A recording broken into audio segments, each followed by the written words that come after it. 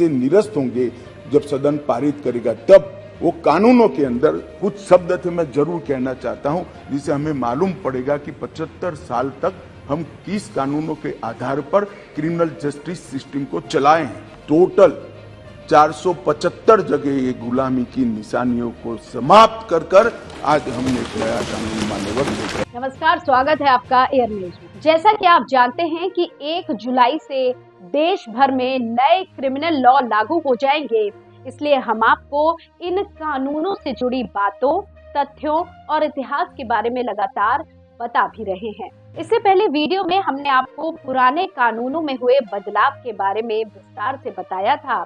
आज हम आपको नए कानूनों की रूपरेखा और इसके पीछे की पूरी कहानी के बारे में बताने वाले हैं। इन कानूनों की देश को जरूरत क्यों पड़ी? क्या इनके लागू होने के बाद न्याय प्रणाली में क्रांति आ जाएगी? क्या इन कानूनों के अमल में आने के बाद देश की अदालतें जल्दी फैसला सुनाने के लिए बाध्य हो जाएंगी? नए क्रिमिनल लॉ कैसे और किस तरह से हमारी न्याय प्रणाली को बदल देंगे? चलिए आपको इसके बारे में पॉइंट टू पॉइंट बताते हैं। सबसे पहले आप ये जानिए कि इन कानूनों को किस तरह अमली जामा पहनाया गया है। जिस संसदीय समिति ने पुराने कानूनों को बदलने का प्रस्ताव रखा था, उसने इसके लिए व्यापक पैमाने पर भ्रमण किया, विचार विमर्श किया, लीगल एक्सपर्ट से सलाह ली, बैठकों में खूब मंथन हुआ। ये जाना और समझा गया कि समय के हिसाब से समाज में किस तरह और कैसे कानून में बदलाव की जरूरत है। यही नहीं, समय समय पर माननीय सर्वोच्च न्यायालय ने जो दिशा और निर्देश दिए, उनको भी ध्यान में रखकर नए कानूनों का ताना बाना बुना गया।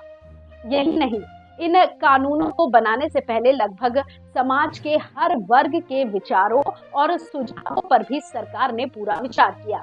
यही वजह है कि सरकार इन 3 कानूनों को न्याय व्यवस्था में नई क्रांति के रूप में देख रही है। भारतीय न्याय संहिता, भारतीय नागरिक सुरक्षा संहिता और भारतीय साक्ष्य कानून के बारे में बताते हुए गृह मंत्री ने कहा कि इन कानूनों के लागू होते ही भारत के पास दुनिया का सबसे आधुनिक क्रिमिनल जस्टिस सिस्टम होगा। उन्होंने कहा कि जैसे ही 3 नए क्रिमिनल जस्टिस लॉ देश में लागू हो जाएंगे, वैसे ही देश के हर नागरिक को FIR दर्ज कराने के 3 साल के अंदर हाई कोर्ट के स्तर तक इंसाफ मिलेगा। गृह मंत्री ने इस फैसले को ऐतिहासिक बताते हुए ये भी कहा कि नए क्रिमिनल लॉ नागरिकों के अधिकारों को सबसे ऊपर रखेंगे, साथ ही महिलाओं और बच्चों की सुरक्षा को प्राथमिकता देंगे। नई न्याय प्रणाली सभी को पारदर्शी और तुरंत न्याय देने के लिए एडवांस टेक्नोलॉजी से पूर्ण होगी। इतिहास में पहली बार हमारे कानून आतंकवाद, संगठित अपराधों और आर्थिक अपराधों को परिभाषित करेंगे। इन कानूनों में हुए बदलाव को समझने के लिए पुराने कानूनों के इतिहास को देखना और उसे समझना बेहद जरूरी है।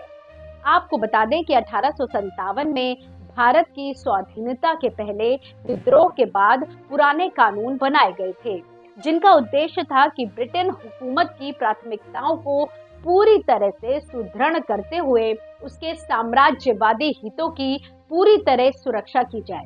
इसलिए इन कानूनों को जन विरोधी भी कहा गया, लेकिन नए कानून इनसे अलग और जन कल्याण के उद्देश्य से बनाए गए। इन कानूनों के जरिए सरकार देश की सुरक्षा को भी सुनिश्चित करना चाहती है। उम्मीद है कि ये नए कानून हमारे समाज के सबसे निचले और दुर्बल वर्ग को सबसे पहली प्राथमिकता देंगे और राष्ट्र का गौरव भी बढ़ाएंगे। इसी तरह की और खबरों के लिए जुड़े रहिए एयर न्यूज के साथ। धन्यवाद।